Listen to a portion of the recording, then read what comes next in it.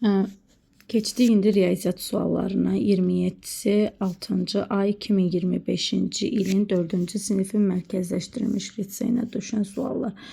Deyir ki, aşağıdakı ifadələrdən hansının nəticəsi ən böyükdür? 100-dən 1 çıxırıq 99, 99-u da 9-a böldük 11. Bu elədi 11. 1000-dən 1 çıxırıq 999, 999-u da böləndə 9-a 111. 1000-dən 10 çıxırıq, bu elədi 990, 990-ı da 9-a bölürsüz 110. 1000-dən 100 çıxırıq 900, 900-ü da 9-a böləndə 100. Ən böyüyü hansıdır? Ən böyüyü 111. Bu ədədin mərtəbə qiymətlərinin cəmi şəklində yazılışı. Baxırıq, təklik, onluq, yüzlük, minlik, 10 minlik. Bu 10 minlikdə olduğuna görə 4-ü vuracağıq 10 minə. 4-ü 10 minə vuranda bu düzdür. Bu da düzdür, bu da düzdür. Bu minlik mərtəbəsindədir 8. 8-i vuracağıq minə. Bu düzdür, bu düzdür. Bu 9 yüzlük mərtəbəsində olandığına görə 9-u vuracağıq 100-ə. 4 də təklik mərtəbəsində olduğuna görə 4-ü də vuracağıq 1-ə. Bölmə əməlində bölən və bölünənin fərqi 309-dur. Yazırıq bölünən,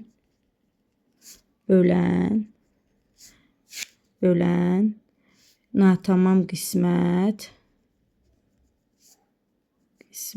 bir də qalıq.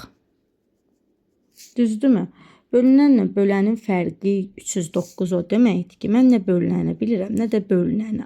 Onda bölən x, bölünən isə x üstəgəl 309-dur. Natamam qismət 11, qalıqdakı 9. Onda mən bölünəni x üstəgəl 309-u bölsəm bölənə x-a, natamam qismət 11, qalıqda 9 alınır. O zaman x üstəgəl 309 bərabərdir 11x üstəgəl 9. Buradan da 10x bərabərdir 300-ə, x də bərabərdir 30-a. Bölünən neçədir? Bölünəni tapmaq üçün bölünən x üstəgəl 309 idi. 30-un üstə 309, 339. Yəni cavab A variantı. Burada deyir ki, aşağıdakı onluq kəsrlərin müqayisəsində üçbucaq və ulduz üstəgəl simvolları müəyyən rəqəmləri əvəz edir. Və bu rəqəmlərin cəmi 7-yə bərabərdir. Bunun 8 tam %2 neçəsə, 8 tam 40 neçəsidən böyük, kiçikdir və simvolun üçbucağın yerinə yazıla biləcək müxtəlif rəqəmlər. Mən üçbucağın yerinə 0 yaza bilərəm. 0 ilə 7-ni toplasam 7-yə bərabər olar. Üçbucağın yerinə 0 yaza bilərəm. Çünki 0 tam 0,2 40 neçədənsə kiçikdir. 1 də yaza bilərəm. 1 yazsam bunun yerinə 6 yazaram. 2 yaza bilərəm. 2 yazsam bu üstəgəlin yerinə 5 yazacağam. 3 yaza bilərəm.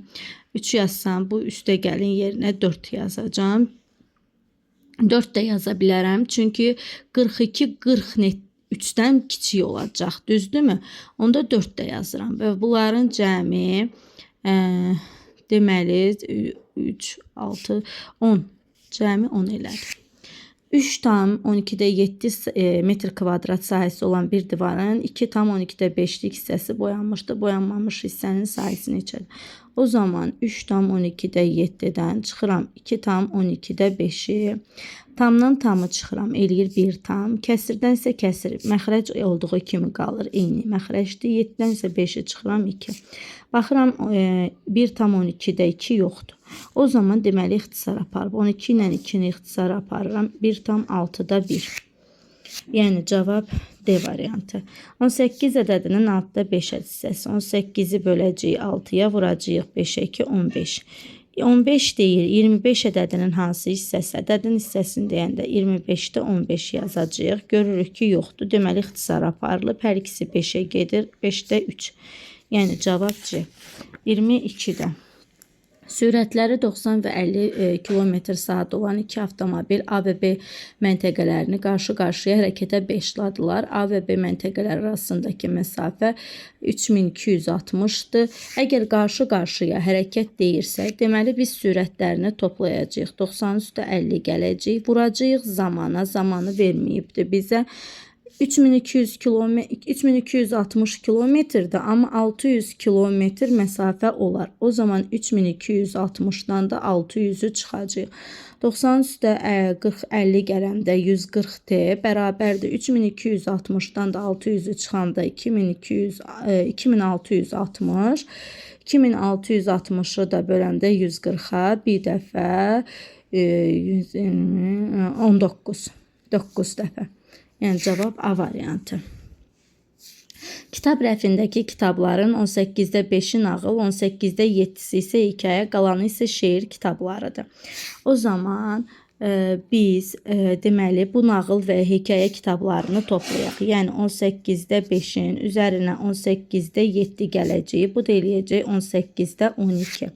Qalanı isə şeir kitablarıdır. Qalanı deyirsə 1 tamdan 18-də 12 çıxacaq. 1 tam nə deməkdir? 18-də 18 deməkdir. 18-də 18-dən 18-də 12 çıxacaq.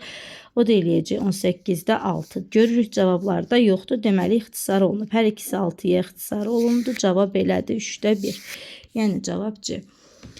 Ədəd oxu nöqtələrlə bərabər hissələrə bölünmüşdür. D nöqtəsinə uyğun ədədi göstərin. Baxıram ki 11 ilə 23 arasında neçə nöqtə var? 1, 2, 3, 4, 5. O zaman 23-dən 11 çıxıram ki 12 nöqtə var. 12 nöqtə görürəm ki 5 dənə hissəyə bölünüb. 12-ni 5-ə böləcəm 2,4. Və mənə deyir ki D nöqtəsinə uyğun. D nöqtəsində baxıram 1, 2, 3 dənə nöqtə var. Onda 11-in üzərinə gələcəm. Hərəsi də 2,4 vahid artdığına görə 2,4-ü də vuracam 3-ə. Bu eləyəcək 11 üstə gəl 7,2. O da eləyəcək 18,2. Yəni cavab B variantı. Mənə deyir 5 vur 5 ölçülü kvadrat verilmişdir. Rəngli xanalara uyğunluq kəsirin 0,6 olması üçün rəngsiz xana. Birinci baxım görüm 5 vur 5 ölçüsüsə deməli 25 dənə kiçik kvadratdan ibarətdir. Rəngli xanaları sayaq. 1, 2, 3, 4, 5, 6, 7, 8 dənə rəngli xana var. Onda 6 olmaz. 0,6 o demək, onda 6 deməkdir. Bunları da ixtisar aparsam 5-də 3 deməkdir. Düzdürmü? Mənə deyir ki 25-də 8-dir hal-hazırda rəngli. Amma elə ki 5-də 3 olsun.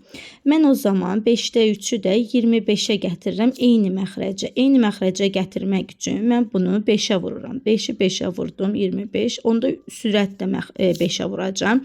Bu da olacaq 25-də 15. Bax hal-hazırda 25-də 8-dir. Amma deyir ki 25-də 15 olsun. O zaman 25-də 15-dən çıxmalısan 25-də 8-i. O deyir 25-də 7. Yəni 7 dənəsini əgər rəngləsə, deməli onun rəngli hissəsi 0,6 olacaq. Bu da belə. 25 qutardı, 26. Mənə deyir ki, ədədlər verilibdir. A deyir 123,4, B 12,34, C isə 1,1234 olarsa, A çıxılsın, B üstə gəl C ifadəsinin qiymətini tap. Birinci, əvvəl əlbəttə ki, B üstə gəl C-ni tapacaq. B 12,34, C isə 1,12,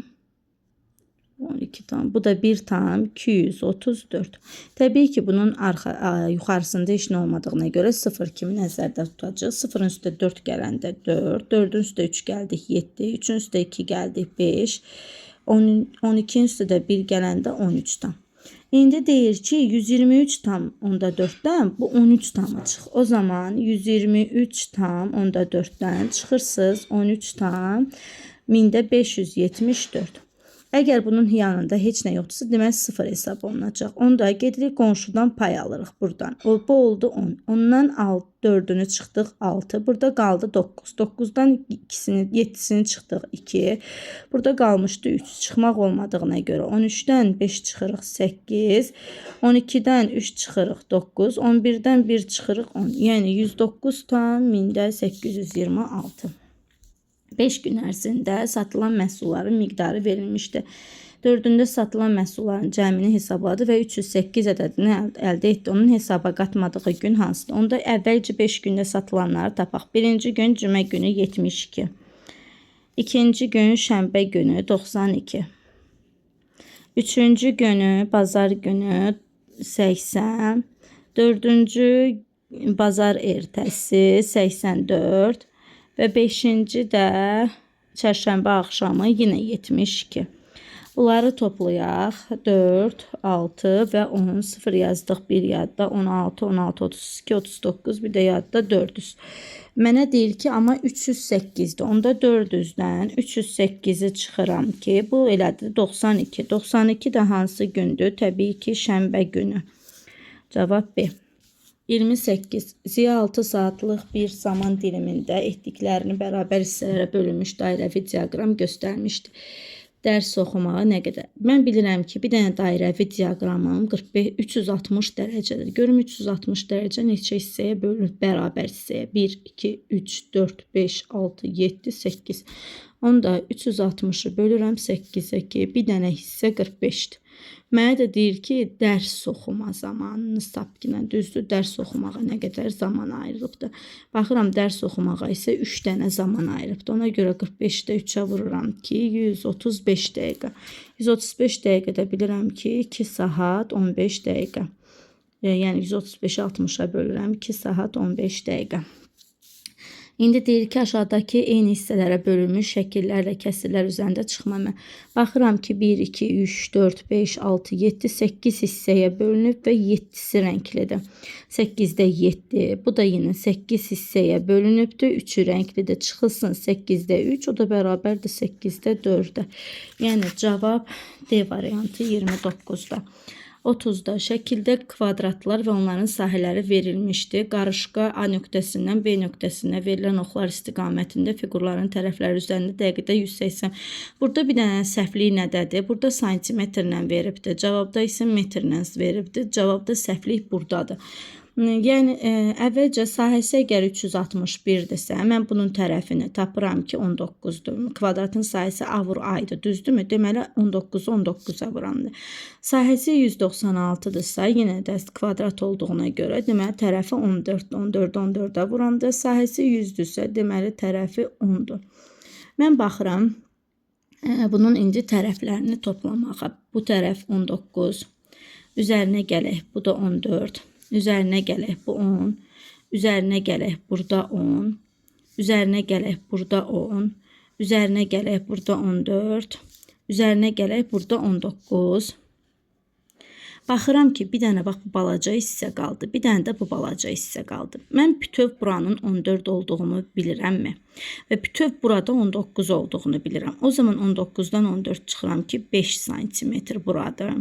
Yenə də bütöv, bax, burası 14-dür. Amma bura qədər, bax, burası qədər 10-dur. Deməli, burada 4-dür. Onda deməli 5 və 4.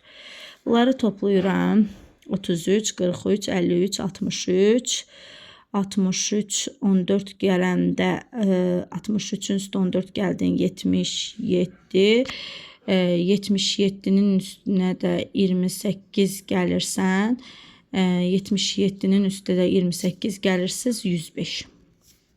İndi baxın, burada deyir ki, bütün hamısı, yəni dəqiqədə 180 metr. Əgər dəqiqədə 180 metrdirsə, burada isə saniyədə soruşur. Deməli, 60 saniyədə 180 metrdir. Bəs mənim 1 saniyədə nə qədər olduğumu tapmaq üçün, o zaman 180-i 60-a bölərəm ki, 1 saniyədə 3 metrdir. Mənə də deyir ki, indi bu da baxdım ki, 105 metrlik yoldur da, düzdür. 1 saniyədə əgər 105 metr, 1 saniyədə 3 metr getirəmsə, 105 metr neçə saniyədə gedərəm? Onda 105-i də böləcəm 3-ə ki, 35. Yəni, cavab A. Sadəcə burada santimetr məsələsinə görə cavabı səhv kimi qeyd olunur.